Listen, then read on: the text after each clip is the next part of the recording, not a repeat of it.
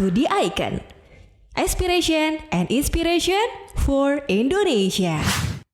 Ngomong boleh diminum dulu loh Pak. Iya, terima Biar kasih. seger ya, biar kita ngobrolnya lebih santai lagi untuk para penonton dan pastinya juga saya ulangi lagi, saya kali ini masih bersama Siap. Dr. Insinyur Abraham Tolelesi MSI dan kita masih juga ngobrol-ngobrol seputar Maluku, Laut Maluku yang khususnya menyumbangkan banyak sumbangsih hasil laut terhadap Indonesia ya Pak. Ya.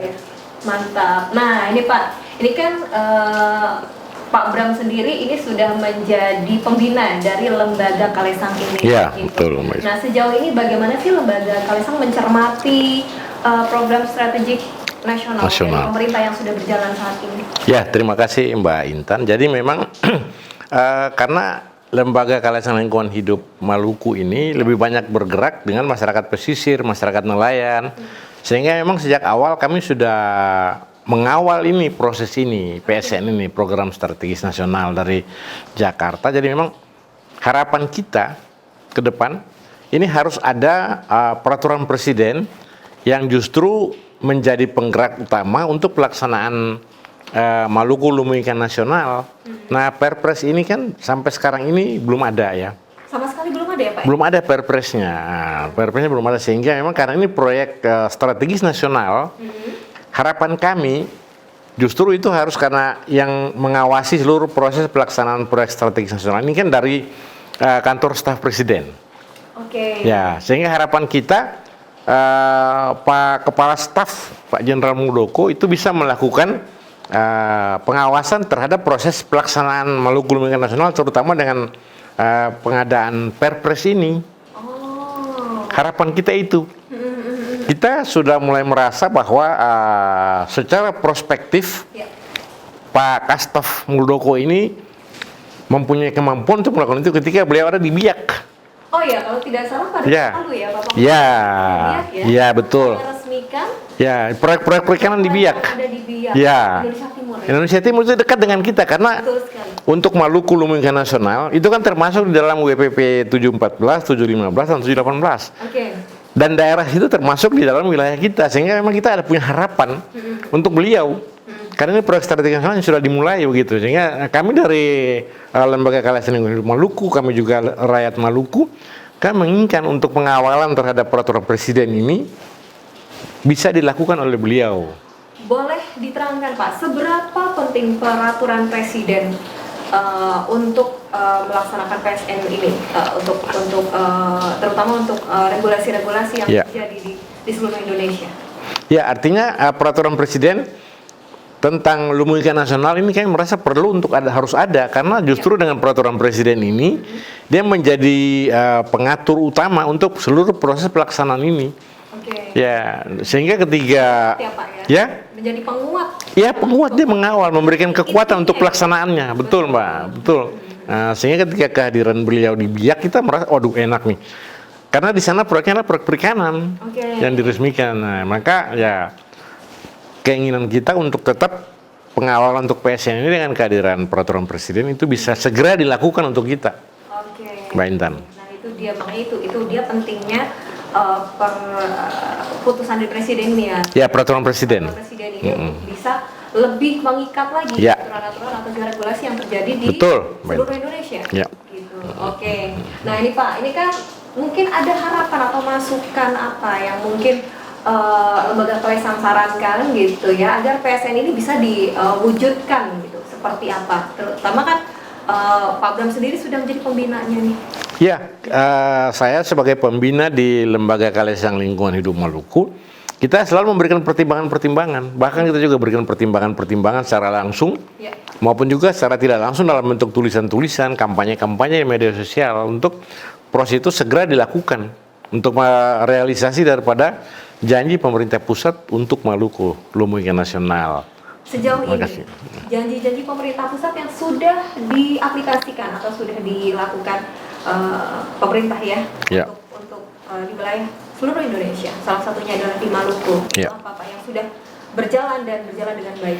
Kalau untuk terkait dengan Maluku sebagai lumbung ikan nasional, itu kehadiran Pak Jokowi terakhir di sana yang bicara soal bagaimana pembangunan sektor kelautan Maluku dengan menjadikan Maluku sebagai lumbung ikan nasional. Nah, ini yang kita harapkan PSN ini dikawal dengan adanya regulasi yang ketat, yaitu peraturan presiden. Kembali lagi ke fungsi itu. Ya, begitu Mbak Intan ya. Karena mengingat Maluku ini memiliki hasil yang luar biasa. Hasil lautnya seluruh dunia juga, bahkan banyak juga hasil-hasil dari Maluku diimpor ya Pak. Ya, betul. Kita penghasil tuna terbesar di Indonesia dan di dunia. Iya. Wow. Ya. Penghasil ikan Tuna. Ya, dari Laut Banda. Coba bayangkan ya ini Sobat Icon, kalau misalnya masyarakat Indonesia semuanya bisa menikmati ikan dengan murah, dengan mudah, bisa juga sampai bahkan bisa diekspor ke luar gitu ya.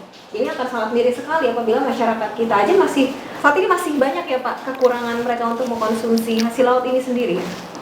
Kalau tingkat konsumsi di Maluku sudah mulai bisa nasional, karena kita kan desanya pesisir dan dominannya masyarakatnya masyarakat nelayan, jadi sangat dekat dengan laut dan dekat dengan ikan. Tapi untuk Indonesia sendiri masih kecil ya?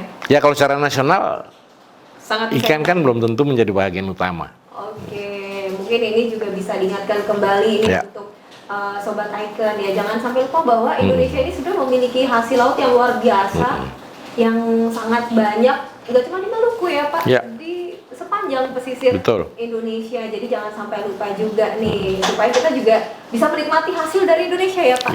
Oke, berbicara dengan mengenai hasil laut Indonesia, dari hasil terutama yang didapatkan oleh dari Maluku gitu ya, dengan budaya lautnya gitu yang punya kearifan lokal juga, tentu punya kearifan lokal. Boleh sedikit diceritakan di Pak kearifan lokal yang ada di Maluku dan sekitar? Ya, terima kasih Mbak Intan. Jadi Maluku itu, karena kita sekarang ini bicara hanya soal perikanan dan hasil-hasil laut. Betul. Maluku punya lembaga SASI namanya. SASI itu kan artinya larangan. Nah, sebenarnya lembaga ini dia mengelola sumber daya alam dari gunung sampai ke dalam laut. Sekarang kita bicara soal laut saja. Maluku SASI itu sudah dilakukan dari sebelum adanya penjajah, terkait dengan peraturan-peraturan secara tradisional, kearifan lokal, untuk melindungi seluruh perairan pesisir, untuk melindungi tingkat produktivitas, untuk terjadinya proses recovery, perbaikan daripada kondisi organisme yang sudah digarap. Katakanlah contoh misalnya, ada hasil-hasil tertentu yang di SASI dilarang diambil hasilnya selama ada 3 bulan, bahkan ada juga yang sampai pada tingkat 2 tahun tidak boleh diambil. Dengan maksud supaya organisme yang ada di situ bisa terjadi proses perbaikan, recovery, sehingga tingkat produktivitasnya tetap terjaga. Nah ini secara tradisional tidak akan habis karena dijaga. Nah regulasi secara tradisional SASI ini sudah ada. Ya, dan kami dari Lembaga Lingkungan Hidup juga sudah memberikan pikiran-pikiran baik untuk pemerintah maupun untuk DPRD untuk lembaga SASI ini disahkan secara peraturan daerah. Biar lebih kuat lagi. Lebih kuat dalam pelaksanaannya. Dan ada beberapa kabupaten yang sudah mulai seperti Kota Ambon, Maluku Tengah itu sudah mulai menerapkan peraturan daerah tentang SASI, sehingga memang tercover secara tradisional bagaimana melindungi lingkungan pesisir, terutama sumber daya perikanan kita. Secara tradisional itu kearifan lokal kita yang masih ada sampai saat ini. Apa sanksi untuk mereka yang melakukan hal tersebut seperti itu? Kami punya peraturan-peraturan untuk pelanggar-pelanggar SASI ini. Misalnya kalau di desa A misalnya ada SASI bahwa tidak boleh mengambil hasil di laut dalam kurun waktu 1 bulan 2 bulan. Ternyata ada yang tertangkap mengambil, mereka itu ditangkap oleh penjaga SASI yang namanya kewang, dibawa ke darat, kemudian dikalungkan papan dengan tulisan jangan seperti saya. Dia arah keliling kampung sambil dengan menggunakan tifa pukul. Jadi orang nonton, waduh. Nah, sanksi sosial. Dia arah keliling kampung sambil memikul tulisan jangan seperti saya. Nah itu dia Sobat di Icon. Ini obrolannya sebenarnya masih panjang Pak. Kita banyak sekali. Suatu saat nanti kita bakalan ketemu lagi Pak. Siap. Membahas lebih luas lagi karena memang Pak Bram ini sangat banyak pengalamannya terutama dalam lembaga Kalesang ini sebagai pembina ya Pak. Ya, saya pembina di situ. Lalu juga saat ini juga masih sebagai dosen universitas. Ya, saya dosen Universitas Patimura. Ya, betul. Dosen dalam saya mengajar ilmu lingkungan, ilmu pengelolaan sumber daya alam, ekologi kepulauan, pengelolaan pulau-pulau kecil, terkait dengan semua itu. Saya juga pernah menjadi kepala pusat studi lingkungan Unpati. 2 periode baru berakhir tahun lalu. Mantap. Jadi tidak diragukan lagi Pak. Nanti kita sharing lagi tentang lingkungan. Ini terutama untuk para sobat di Icon yang ingin tahu tentang lingkungan, tidak hanya di Pulau Jawa, Bali, Sumatera atau pulau-pulau besar, pulau-pulau kecil, pulau-pulau cantik seperti Maluku juga memiliki kekayaan yang luar biasa loh, jangan salah ya. Oke Pak, sebelum kita closing nih Pak, mungkin ada closing statementnya juga untuk sobat di Icon yang menonton di rumah nih Pak. Ya, terima kasih Mbak Intan. Jadi sebenarnya ketika kita bicara soal pembangunan masyarakat pesisir, nelayan di Maluku, itu sesungguhnya kita bicara soal di Indonesia. Ya, sehingga kita membutuhkan terkait dengan Maluku Lumbung Ikan Nasional, ini kan menjadi role models, starting point dengan adanya peraturan presiden. Nah, kami mengharapkan ketika ada peraturan presiden yang menjadi pengawal utama untuk kita melaksanakan Maluku Lumbung Ikan Nasional, tentu ini akan mempunyai dampak yang sangat besar. Nah, pengawalan Maluku Lumbung Ikan Nasional ini kan merupakan proyek strategis nasional. Ya, tentu kita mengharapkan sangat bahwa Pak Kepala Staf Kantor Kepresidenan Pak Jenderal Muldoko untuk membantu kami di Maluku untuk mengawal ini pembentukan Perpres ini. Jadi supaya nanti bisa dijadikan ya Pak, direalisasikan. Ya, kami senang karena beliau sudah di biak, itu indikatornya. Harapan kami itu aja. Oke, baik. Wah, luar biasa. Semoga nanti harapan-harapannya bisa segera terwujud ya Pak ya. Sehingga nanti masyarakat di Maluku juga nanti bisa merasakan kebijakan-kebijakan yang baik yang menguntungkan juga untuk seluruhnya, untuk Indonesia, untuk masyarakat. Oke, baik. Demikian Sobat The Icon, obrolan kita bersama Dr. Insinyur Abraham Tullalesi FSI. Ya, ini selaku pembina dari Lembaga Kalisang Lingkungan Hidup Maluku dan juga sekaligus sebagai dosen di Universitas Patimura. Yang pasti terima kasih Bapak. Terima kasih Mbak Ilmunya Intan. banyak sekali. Ini supaya nanti Sobat The Icon juga sadar akan lingkungan dan juga mendukung dengan program-program yang nanti akan diberikan untuk masyarakat oleh pemerintah juga gitu setiap dukungannya. Oke, kalau begitu Intan Berliana pamit, terima kasih sudah menyaksikan The Icon, Inspiration and Inspiration for Indonesia. Terima kasih Bapak, silakan duduk. Terima kasih.